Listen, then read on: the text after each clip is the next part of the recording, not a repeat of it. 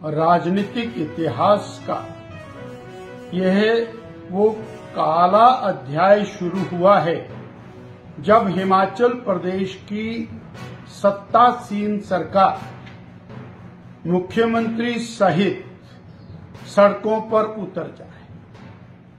जनता ने जिनको सरकार चलाने का दायित्व दिया, जिनको जनता की समस्याएं सुलझाने का दायित्व दिया, वो चलती हुई विधानसभा को छोड़कर मुख्यमंत्री, उप मुख्यमंत्री, मंत्रीगण और सत्ता पक्ष के विधायक तख्तियां लेके सड़कों पर उतर जाएं और विधानसभा को खुला छोड़ दें। सरकार सड़कों पर निकली, मंत्री सड़कों पर निकले, 60 साल, 70 साल, 80 साल के बुजुर्ग, वरिष्ठ नागरिक हजारों की संख्या में सरकार के खिलाफ प्रदर्शन करने के लिए सड़कों पर उतरे। क्या विकट स्थिति है। 500 किलोमीटर चल करके एक बुजुर्ग आदमी अपने अधिकार के लिए, सरकार से लड़ने के लिए, सरकार से मांग करने के लिए सड़क पर उतर रहा है, तो सरकार भी सड़क पर उतर गई। हिमाचल प्रदेश के राजनीतिक इतिहास का यह वो काला अध्याय शुरू हुआ है जब हिमाचल प्रदेश की सत्तासीन सरकार मुख्यमंत्री सहित सड़कों पर उतर जाए।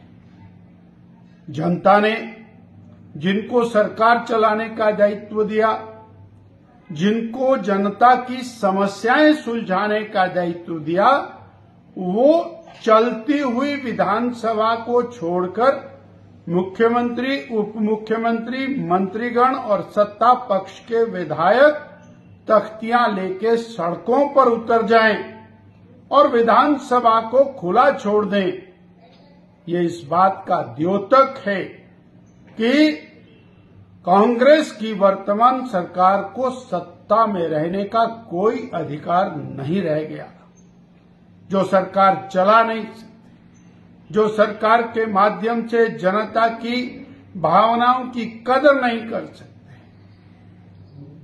आज उसी समय जब सरकार सड़कों पर निकली, मंत्री सड़कों पर निकले, 60 साल, 70 साल, 80 साल के बुजुर्ग, वरिष्ठ नागरिक हजारों की संख्या में सरकार के खिलाफ प्रदर्शन करने के लिए सड़कों पर उतरे।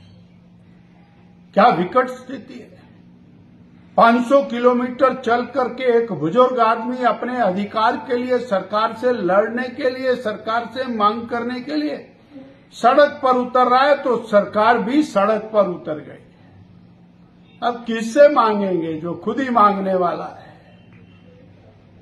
इसलिए सत्ता में रहने का अधिकार खो चुके।